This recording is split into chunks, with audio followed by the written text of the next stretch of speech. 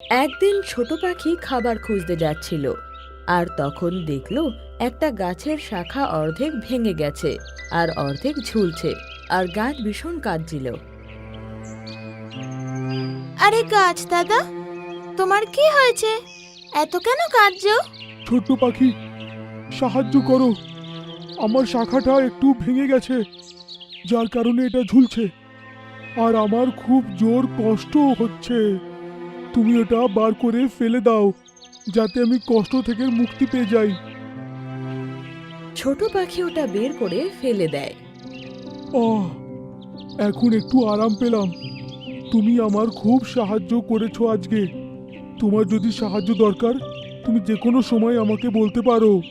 গাছ দাদা, আমি আর আপনাকে কি বলি, টিয়া রাজা আমাদের খুব খাবার কম দেয়, যার কারণে আমি আমার বাচ্চাদের পেট ভরতে পারি না, আর এই জন্য আমাকে জঙ্গলে যেতে হয়, কিন্তু এক ফোঁটা খাবার পাই না।